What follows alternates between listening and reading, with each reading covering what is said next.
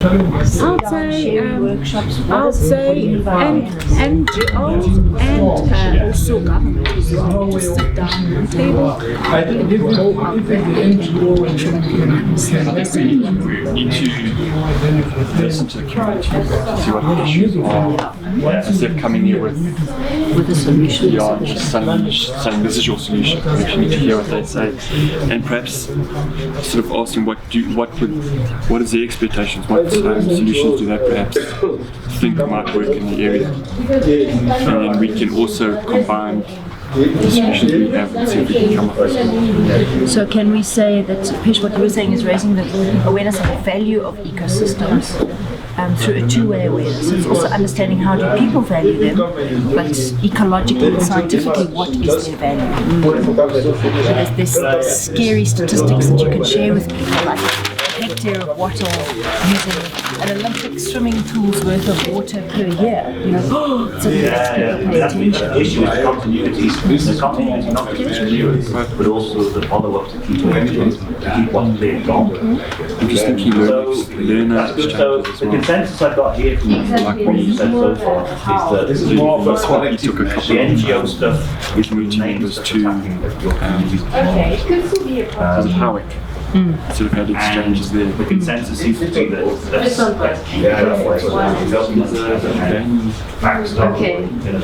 Land for provision of ecological goods and services, what about water production, what does that mean? partitioning of wetland, for instance, or an area, a spring catchment, small spring catchment. So no grazing in that area. Yeah. But cutting across of everything that they are saying, when you do this partitioning, the main purpose is to better manage your resources, the resources that are available. Then you know there is cropland, then you fence it, then there are camps there, then you will know that in winter you will rest the camp, the certain camp for winter, then you have another camp for summer, and then you have that protected area, and then some of the land need to be restored because it was overgrazed. So the cutting across thing is That's better the overall management. It's thing. an overall thing, that yes. cuts across. You better manage your resources once you partition. Exactly. So there's no point in taking nice pristine grassland and putting your crops there. Plant. Yeah, because if you don't do this, then you don't manage your resources, and they get degraded, Right. and the certification efficient happens. use of natural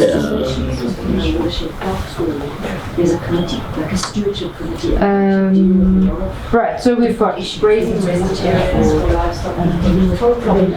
Have we got any scientists here?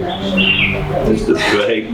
Anyone going to chip in with any potential disbenefits from clearing the wattle? I mean, at the community level, there's clearly big wins, yeah? But it's the Because I think if they were not employing local people to do that, it would be sustainable. It's a big equal sustainable. I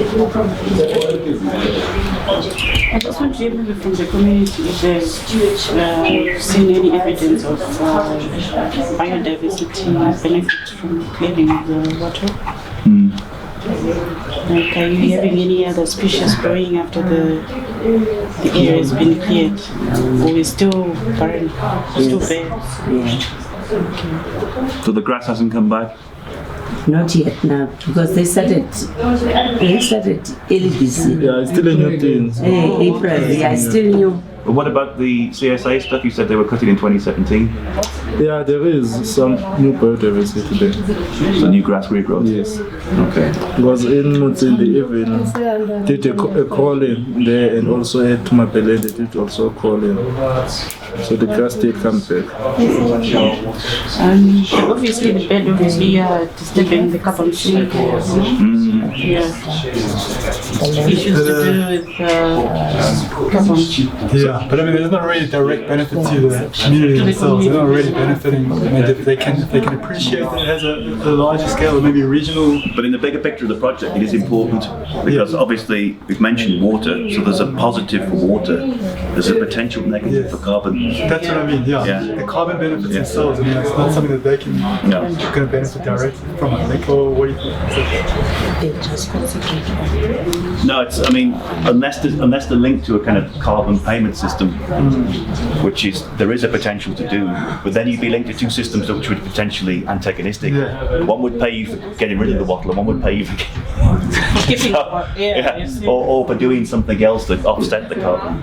I'm waiting for the community members to say something first because I'm not an expert. So getting rid of it also mean you'd also be losing, if you got rid of all of it, you'd be losing it, having constant access to a woodlot. And if you chop it all down, that wood, then your benefit, those benefits are gone. Yeah. So that's not seen as the right way then. No. Does anyone think that it's the right thing to do to get rid of all of it? No. Would you want to leave Because you want to get rid of it. No, you don't, because we use it for firewood. Okay. So, but if there was an alternative indigenous species that could be ground to provide that benefit, would it be something that you guys consider? Like, yes. Because water is a big water mining. Yeah. So this is good. This is the government perspective, which is basically it's a scheduled invasive, and the mandate is to get rid of it. It's complete eradication. So there you see there's a difference between policy and actually what the communities might want. So yeah. The substitution through a natural tree, but aren't most of those trees protected? That's the issue. No, only the yellow woods and things. Yeah, thornwood. They take long. Yeah, they're not fast growing. But the other issue is in these communities. In Umbanyani, there is a huge community woodlot of eucalyptus and pine, and everyone says we don't touch that. We don't really have access to it, but it was designed for Umbanyani. Oh, that plantation. Yeah, it's enormous. Yeah. They can't touch it because it's protected. It's not protected. It was designed as a woodlot for agriculture long time ago. It was a betterment. It was probably 1950s or 60s. So it's being controlled by who? No one uses it. It was planted and then it never came back. Because even in Tabangold, they also got that plantation surrounding the dam. So, but it's not useful to the communities. No, what you're saying. it's not useful. But it's So they don't even know who to consult. No, but there's huge eucalyptus. Eucalyptus. If you go to Ethiopia, they use eucalyptus for all construction, even scaffold buildings, skyscrapers, everything. Poles. That could benefit. So it's like there's untapped resource that probably, because there's no focus on it, like wattle, because there's wattle hearing, job creation and all that comes. So this untapped resource that nobody's talking about and nobody's using could be maybe an option. Would be a substitute for them. So it's not just in Umbanyani, you say, it's another community as well. Yes. Nabasi plantation. We know that because before it was controlled under Usibi Traditional Council. But as of now, zonke izinto zitshintshile. Yazi so much ngikhalela nokuthi you need to get into phansi ngoba zizigodokozo which are useless. you need to get into the use that people would be able to make of eucalyptus and whether it's or pine and whether it is an adequate substitute for wattle or whether people particularly like wattle for some reason. But basically, in principle, you could work on a focus of clearing all the wattle wattle and use the woodlot as the logs for timber, fuel wood. Nobody's taking care of it. Mechanisms because I must say in our policy discussion group there's been every time, and I think it came out of the community group as well, that there's stuff happening on the ground, and there's stuff happening in the policy arena, and it's really great policy, and the two never talk to each other. Suddenly some policy regulation arrives and everybody's in trouble and nobody understands what to do, but it's never consulted and fed into policy. Sorry, ma'am? No consultation. Yes. It must not be top bottom approach. Around. Yeah. It's like late. At the moment, it's by small groups and then the rest of the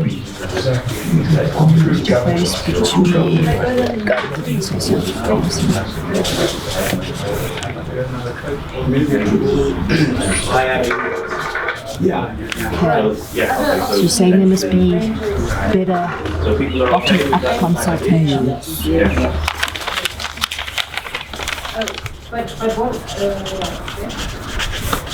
But what would you want as part of that, though, is an interesting point. How do you think, What would that look like?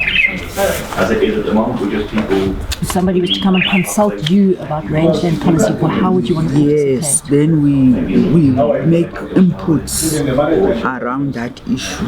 How? So that, like, I'm going to dig right down to what does that look like? okay, like if the community members are called together in a place and be explained what is expected of them. Well, at the moment, it seems to be fostering uncertainty with other people. So in local areas where it's accessible, you don't have to travel for 2 days to Port Elizabeth to attend an Eastern Cape workshop. Something like that. There must be gatherings so that everybody is aware of what is happening at that moment. It's like, if I can make an example, the policy of not, I'm going to make an example for the education department, the policy of not punishing the children in school. That act should have gone down first, and all the communities discuss deeply before it is passed. Because now others are saying no, we must punish these children. Others say we must not, as if it was not exactly discussed by everybody.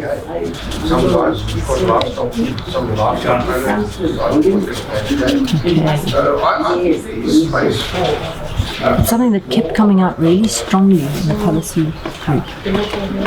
But it's very top down. Yeah. Senzo, what do you think? How can communities better communicate with government and policy? How can we feed into policies? I also think the grazing associations can also be used in passing the message. They can take the message to the NGOs, and the NGOs will contact the government. Okay, in terms of influencing policy. Yes. Okay.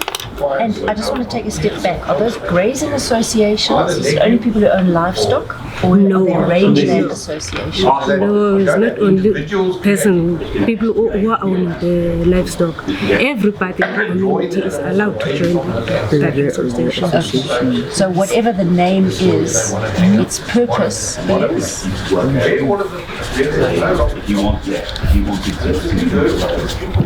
The purpose of the grazing association is to restore and manage the grazing, the rangeland. The Toxi fire as well. Yes.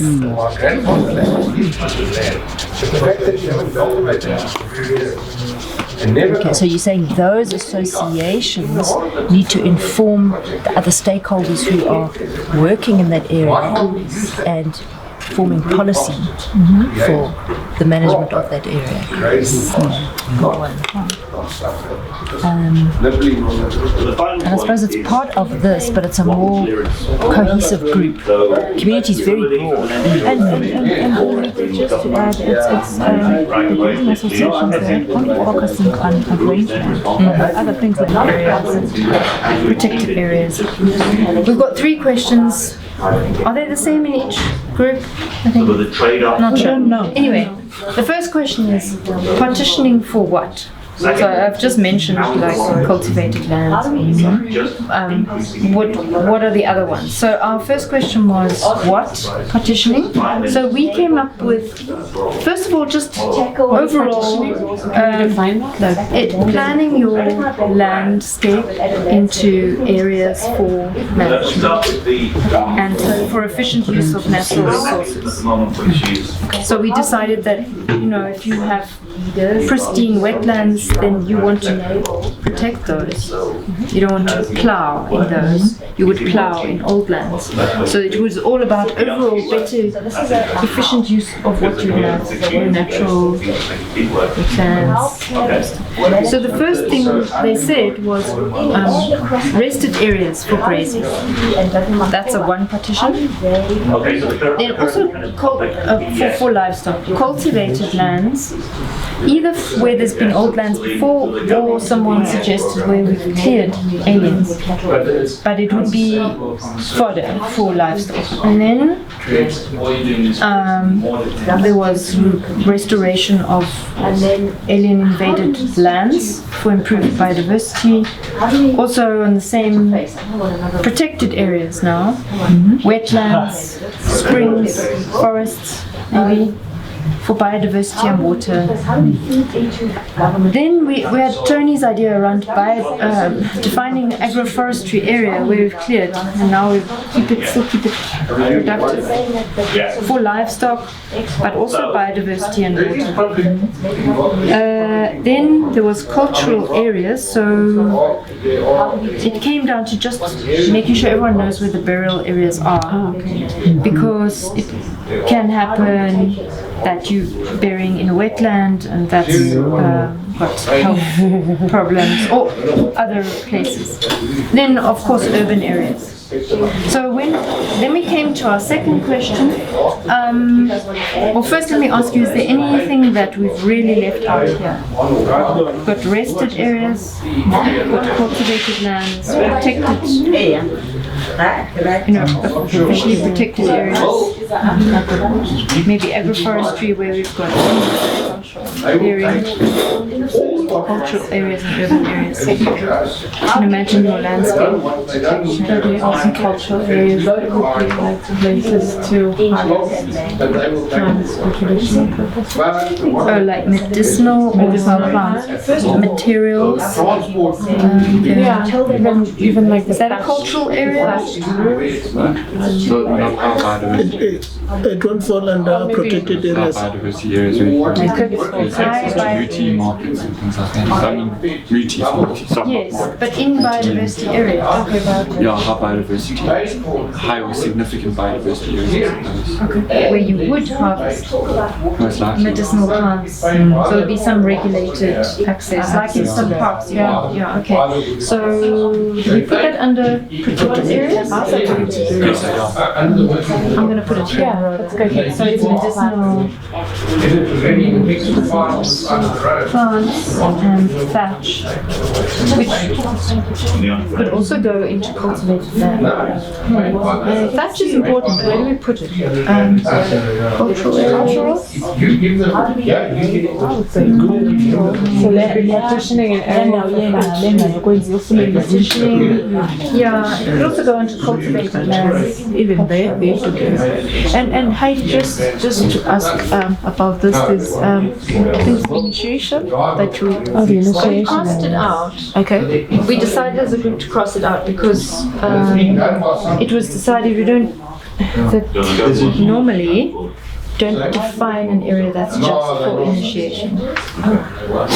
But I don't know. They were saying, okay, if we have a rested area, people can go there anyway. I think it differs. This Might way be wrong. back on. Yeah, I think it differs with like where I'm coming from. It can be done that way, but this side it's done other way around because there are some areas that are where they are. Designated. Yeah. And I've been also in an area where I was told, no, this is where the guys go. Okay. Angel. Yeah, so it depends. Oh, we agreed. We put it back on. Okay, is that anything else?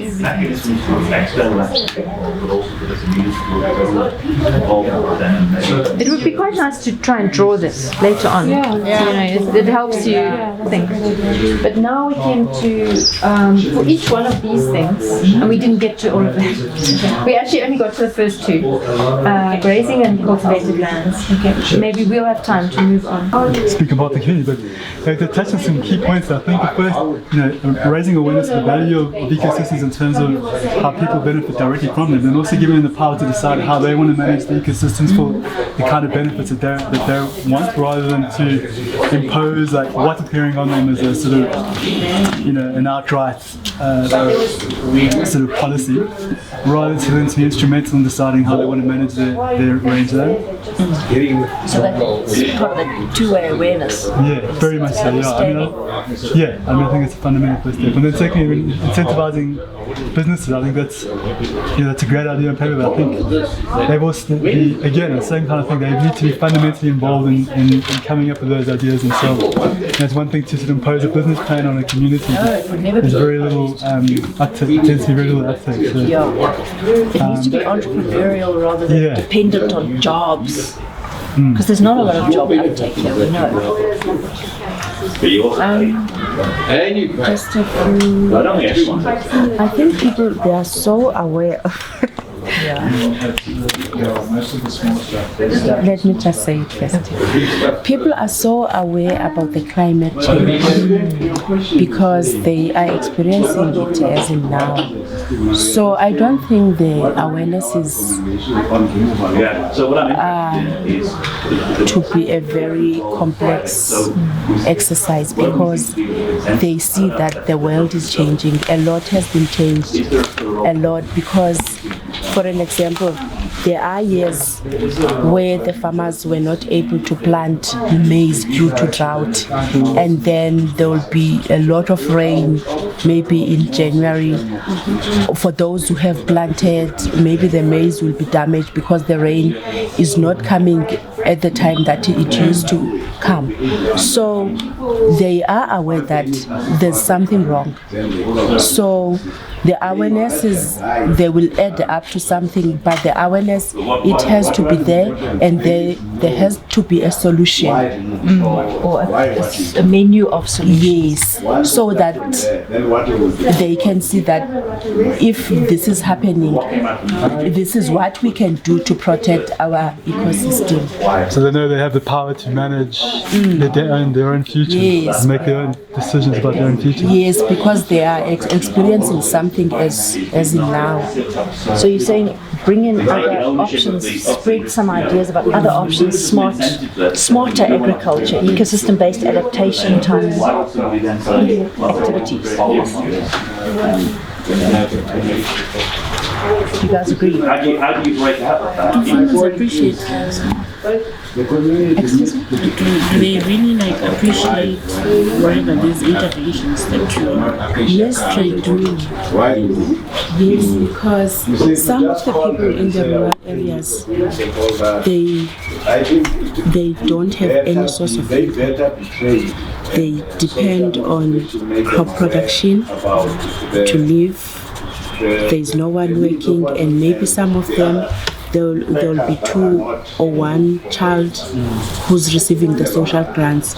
So for them to use their land is the last buffer. Yes. It's a bonus. Yes. So to get something that will help them to expand, they take it as their bread and butter. So it kind of speaks to enhancing food security. Yes. There are people there who are still under the age of the social grants, but the jobs at the mines the mines are closed, so they are forced to come home to live with their wives with 6 children, and all of them they depend on the child social grant. So essentially, somehow there has to be a way to workshopping people, making them to understand. Afterwards, they don't actually not interested. I hear what you're saying. What is the downside of that industry? Do you know? Which industry? The entrepreneur coming in or paying people to clear the wattle. The downside of it? Yeah, well, what is the negative side of it? No, I don't have. They only hit big stuff. They only take the big stuff out. So Yes, I don't have. that's a problem, because the big stuff is the big stuff you want to leave behind if you're going to farm livestock. That's what I've been arguing. You want to have large trees with agroforestry happening underneath. So if you're going to do this, clear it and give it to the mill, 300 rand a ton, you end up taking out all the big trees, and then you just end up with these small ones. And they just come back. So that's the trade-offs here. We're saying if you do it, if you manage the wattle as an agroforestry crop, you have to have rules about how many trees can be taken, how many tons can be removed, what basis they remove the trees. Otherwise, you get a guy just coming with a chainsaw and he just cuts all the big trees, and then you have this little one. It's the easy way. Making it exactly. Coming up like a grass. Yeah, exactly. So you want to have what I'm trying to get people to think about is that your decision about what direction you go. If you want your livestock to be an important part of this, you need to manage the wattle for livestock, and not just for grass production. That's exactly my point. That is the educational part of it. Not to just come in and cut. People need to know more about wattle and everything. How does it affect the grazing, and how does it affect livestock and all those things. But that's a danger if you leave it to the free market as well. They're going to go for the easy wins because Exactly, the low-hanging fruit. Yeah. The free market goes for, and that's why I'm asking you to what is the negative impact of the free market? No, that's exactly the negative one, because now they are going to chop with a chainsaw. Yeah, the big and give you the multitude of seeds to grow. And it will coppice, and it will. Then we have a problem. So basically, by letting these guys in, you're allowing them to, and these guys come in, they pay you, and they do it the way they want to do it. They only clear fell. They poison. These guys, they only take out the nice ones. But you guys who are managing livestock, you should actually be saying, no, but we want to manage this for grass production. But it's partly about the understanding. There's an opportunity for a relationship there, because obviously the grass guys, they don't want to go in and have to get labor intensive and clear all this stuff. So now they can get the guys who are going to make some money from it to come and clear it, and the grass guys can sort the rest out. Let's try and get on to the next question for the sake of time. So, how is the wattle to be used? I mean, it partly relates to what we've already said. It can be sold. But what about the community? And it's also this kind of tension between community and private. So what are the opportunities for the community to be able to increase its use of wattle? See that? What's the opportunity for the community to be able to up its use of wattle? What's the role of private enterprise in that, in how it's used? But I don't want us to separate that much these private enterprises from the... You don't have to. I'm just saying these are examples of... No, I'm just clarifying something, because this private enterprise can be community-based person. Yeah, it can be. From the same community. So I should say external. Employing the community people for him to, which I don't think is a bad thing. Not sure you get what I mean. But it becomes a problem now then if you talk of that meal coming from outside and doing everything here. Where I'm sitting, I think it's a problem. But if it benefits the very same community and this person is coming from the community, then it will be easy for these people. It's So you more need to- like what you're saying is we it's need more to create like- markets within the yes, community. it's more like backward and forward linkages. You understand what I'm saying? So instead of buying feed from a guy in PE, you're buying the feed from the producer within your community. That's exactly what I'm saying. So this is a So the substitute for creation of somebody markets and collecting it themselves. Yeah. They can buy it. There is some of that already, I think, within these communities. Definitely. Yeah. So almost like the creation of markets and the links to those markets. And what for though? Is that just timber or what? For any product. Okay. It's just like an argument. I'm just giving an example here.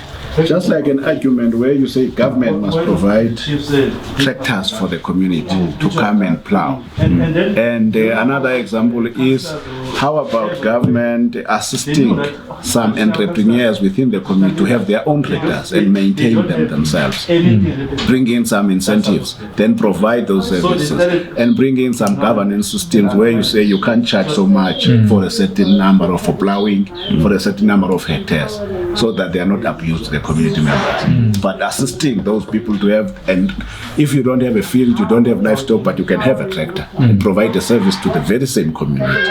This is the same principle that I'm talking about here in terms of backward and forward linkages. Exactly. And what we talked about in the beginning, moving away from government handouts and more to a self-sustaining industry where the community provides for each other. You allow the rural economy sort of. So you facilitate the rural economy. How do the ladies feel about it? They're the ones who use the wattle for firewood. That's a good question. I mean, we had a lot of stuff where ladies were very unhappy with the wattle. They wanted cut out because it was dangerous. Thieves, rapists, everything. Especially for their herbs. Yeah. What do you think?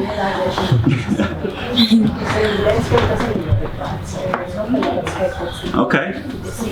Well, we can move on. Yes.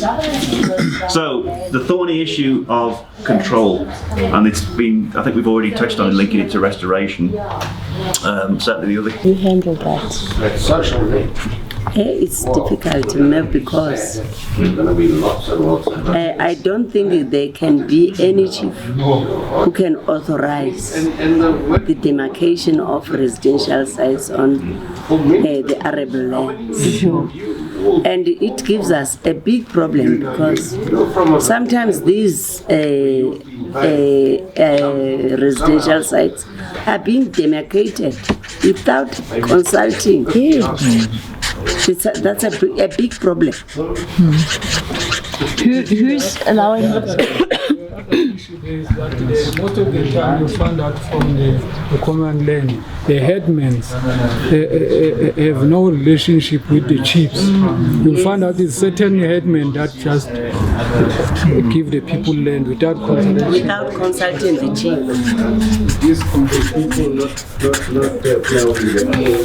So it's the clarity that is being done in exchange of money. Yes, it has to do with money. Yes. And those bottle of expensive whiskey. Sure. The headman or anyone give someone the land or they go ahead to build the house here. Does the chief have the power to say no, let's demolish this house there? How is the power there? He doesn't have that power. Sure. He doesn't have or she doesn't have that power because of this traditional concept. Because it's missing. Yes. So there's stuff happening, but there's a blockage. Yes. It's not the whole picture. Is not So everybody is doing as he or she pleased. the tragedy of the commons. You know, the trial stuff. And it can be restored by bringing back or reinstating the Traditional Courts Bill. Yes. How do we engage local authorities in that? Municipalities, ward committees? Because quite often they're almost not in opposition, but they bring difficult policies that can create problems. How do we then link that with the SPLOMA requirements? Because there's an act called the SPLOMA, and that one, maybe to answer your question, it sits with the municipalities, and it has to do with land use planning. And kind of, I know that in rural areas the municipality doesn't have much of a say, but SPLOMA, I don't think it is exclusive to say it's only applicable in an urban area, that the land can be planned for a certain purpose and not for the other use. Because then, if I think that would the Traditional Courts Bill and SPLOMA should talk to each other so that they don't. You know, if they talk to each other, then you've got a situation where the municipality and the traditional leaders can cooperative governance. Yes, yes. I think I just killed it. I'll get you another one. It's okay, we'll just go green. The land care program coming to you. Is there land care projects in your area?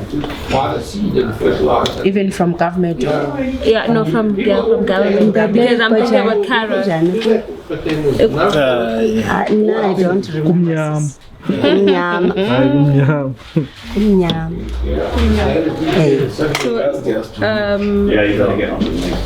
Extension services from Dr. Da, from their department, the local is they do. There's no. Please ask them to leave.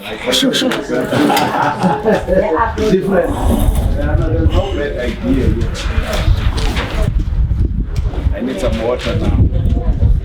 Oh, at least. Lesasifiwa ingomo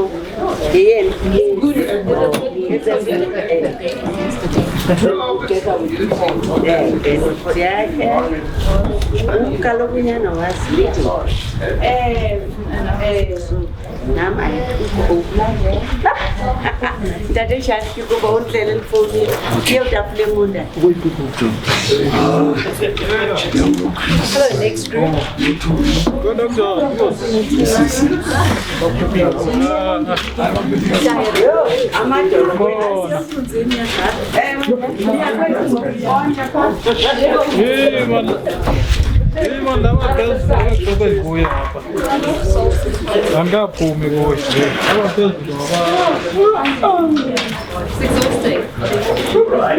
Not too bad. Not really. Good.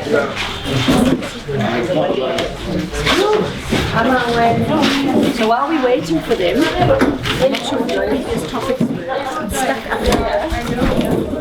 We got tired of being a board. Now apparently no heated discussion. So this table is about So you've covered the kind of zonation or the partitioning, you've covered the institutional building, building, and this one's about water management. So we've got three broad kind of overarching questions. One is around removal and the best way to achieve it. One is how is the removed wattle to be used, the kind of balance between community and private enterprise. And the third one, a sticky and thorny one, which is really polarized opinion so far, is how best to achieve long-term control.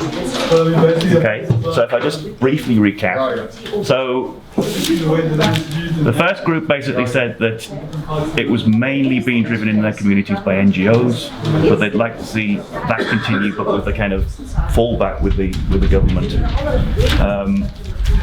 Wattle's being used for a whole variety of things, but one thing that came out would be to increase the value added to that through charcoal production, various other things.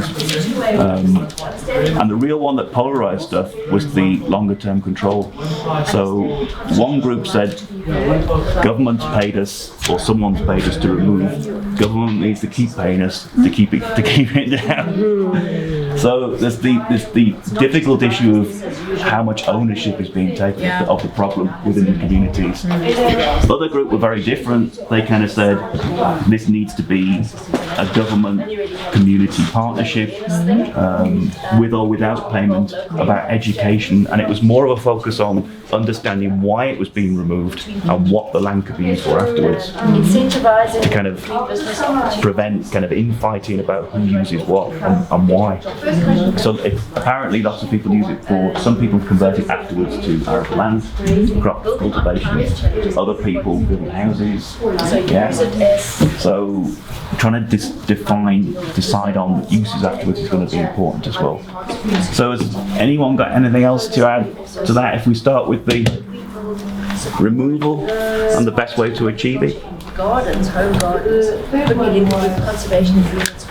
One thing we spoke about before in the academic group was how one method is to be thinking about this as like a project that could be hired and done once, and then maybe this longer term restoration would be governmental. So paying some money, hiring a company, eradicating wattle throughout the area, and then setting up a plan for communities to do long term control. Okay, so that's an interesting one. So that's all kind of private sector.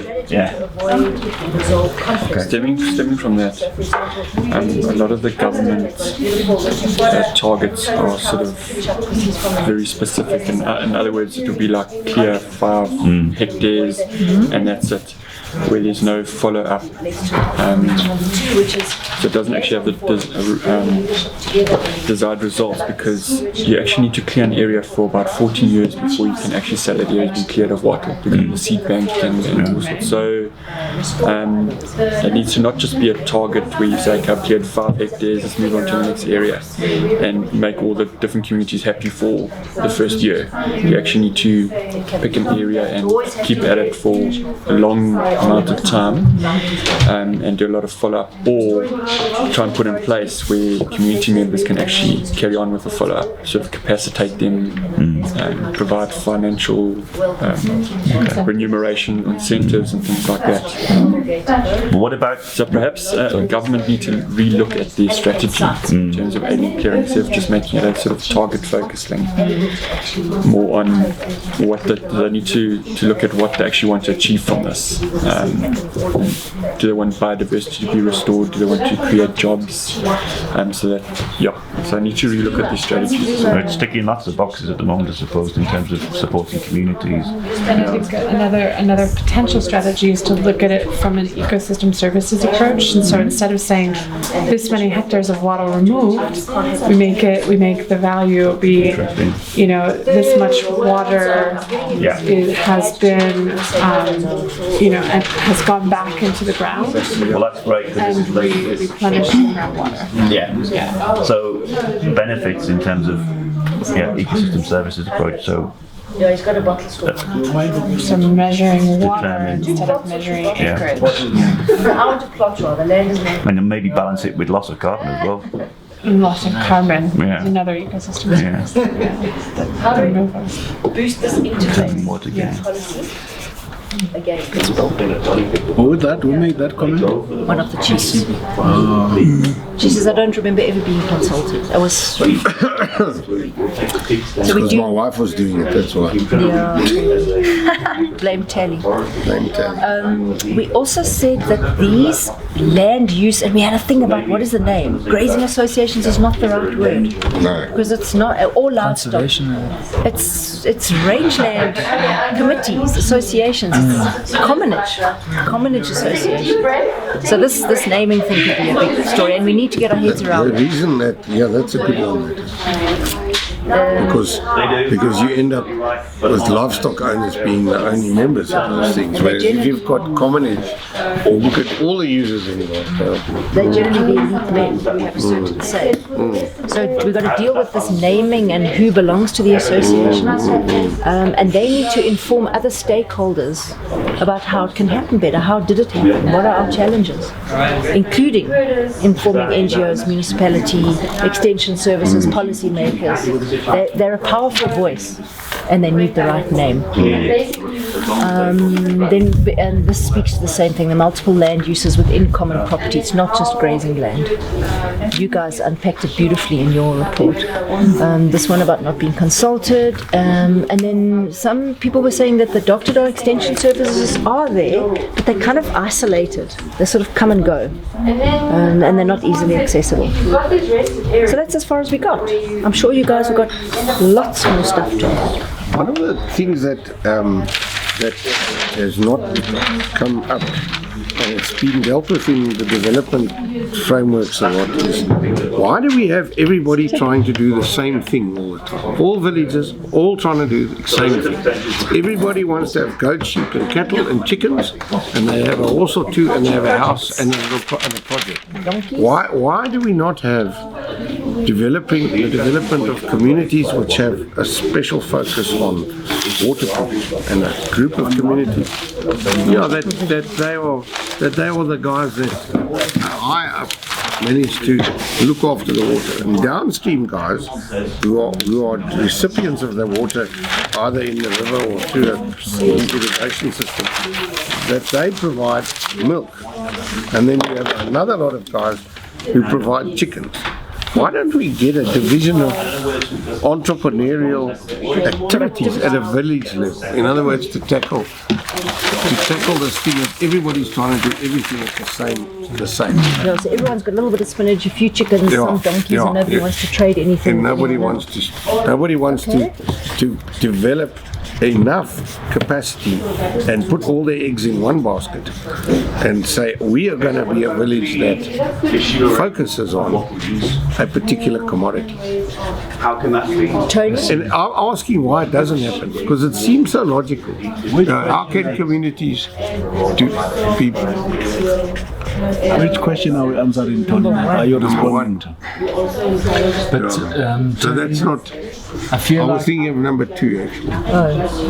With current relations and whatnot. Anyway, to me, number 2. It'll seem like people have leverage over one another. If you know what I mean. Like the chicken guy is going to be like, no one else is selling chickens now, so let me instead of 75 rand a chicken, I'm going to make it 100 rand. And the water guy's like, nah, that chicken guy down there, he's selling expensive chicken. I'm going to put something in our water now. These guys must pay for it. Ask the question. I support Tony here because this thing was of community-based entrepreneurs. Was tried by the Roman Catholic.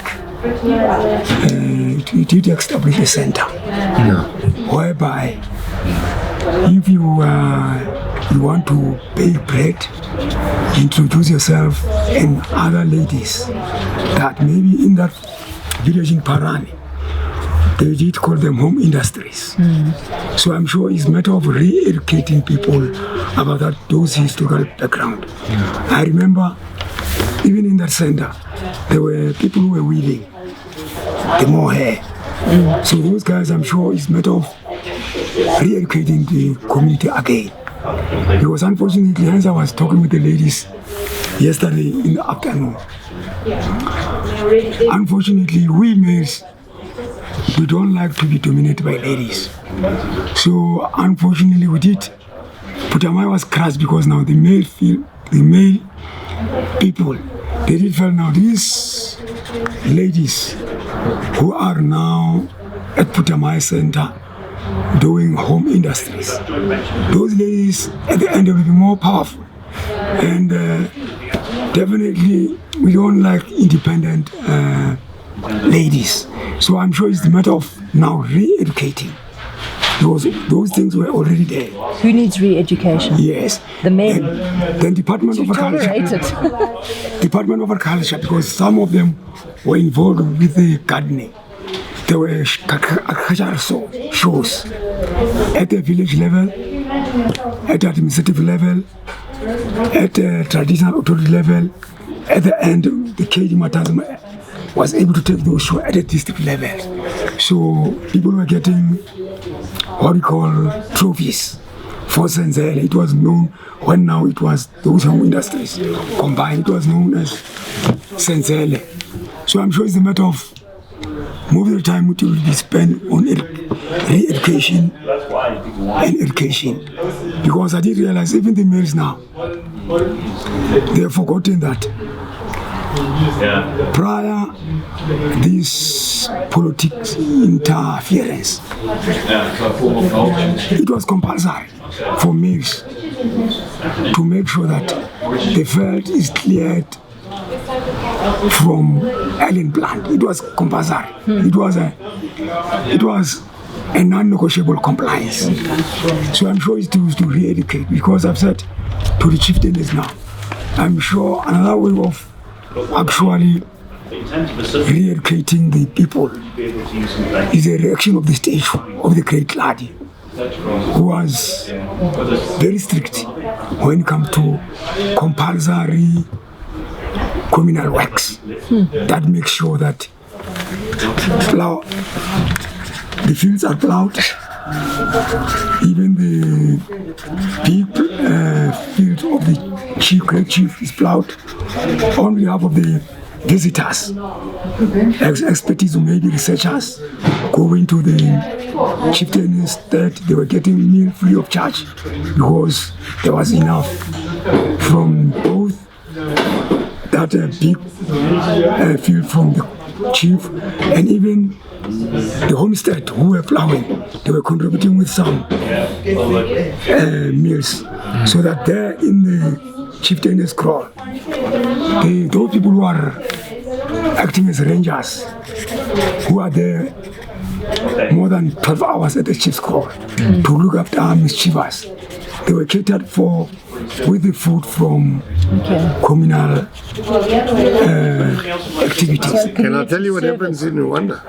They have on a Saturday, once a month, they have umaganda, and everybody volunteers to do community-based cleaning up. Uganda as well. Yeah, they do umaganda, but we haven't got it here. Why haven't we got to umaganda? Yeah. Huh? What you're talking about, essentially, instead of the traditional leader saying, "Oh, you have to do it," you say, "Let's have umaganda in our village, and we are going to have a voluntary weekend once a month or whenever, where people, if they don't want to come, they must stay inside, because if you're not doing something, you get sorted out." So instead of making it, oh, you have to have the traditional leader do it, why can't you?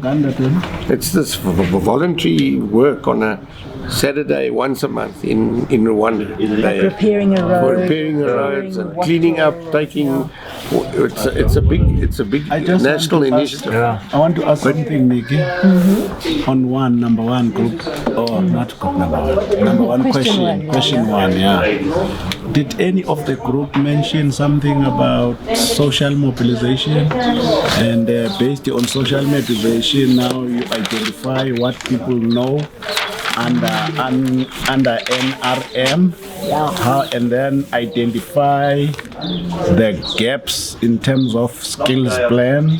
Then you start assisting them in terms of training on NRM related issues. The point I'm trying to run at, you can't just arrive in a community and think that they know nothing in terms of natural resource management. What basic knowledge is there in their own at their own level that they know under natural resource management, and then you build on what is existing, then you train them based on that. I think that is the point of departure there. So you go to the community, you get to understand what resources are there and what are the people doing in terms of natural resource management. Then you identify the gaps, then you develop a skills plan based on that, trying to enable them to tackle their own natural resource management. So we I tried think that's to, the basis of everything. Okay. We said raising awareness of the value of ecosystem services, goods, products through two-way awareness. So it's both ways. It's understanding, and what you said is very important. That's social mobilization, understanding local NRM issues, identifying gaps, developing, whether it's a problem tree that gets developed, and those are the priorities that people want to deal with. It's not about an extension officer coming and saying, you guys know nothing, this is awareness, here I'm going to give you an awareness download. This two-way was very important. But community's knowledge is. I've got a student looking at this technical local traditional ecological knowledge stuff, and he's not picking up real knowledge about how to manage the resource. I'm amazed. Community's just why? Growing now, we may have some big trees and some little ones, some big ones. Very, very dense. We've got lots of trees. There's some small ones and some really big ones. You can't use it for anything. And now at the moment, the light it's not getting through here, and so it's very bare here. There's no grass. There's nothing growing there. Yes. Sometimes the cattle come in here just for the shade, right? But they're just lying in the shade. They can't graze here, so we haven't got grass. The idea with if you thin, it means you take out the smaller ones, so that the sun comes in. And why the smaller ones? It's been observed that if you take that and you maybe even, we don't know yet, maybe even take some of these branches out, then you end up with less trees, maybe keep the big ones, and then you start to have light coming in, and you start having grass growing, and then the animals can come in there and start grazing. And so now we haven't got rid of the wattle, but we've started to have a managed system where we can still use this area. Also, the problem, so the thing is, we can thin instead of clearing, because clearing, you end up with, you've got nothing, and you can have erosion. And also it's so hot, it gets so hot that actually it's very difficult for plants to grow there. So the question is, shall we do this and create this kind of, we're just calling it agroforestry because that's sort of the technical term. Shall we do this rather than this?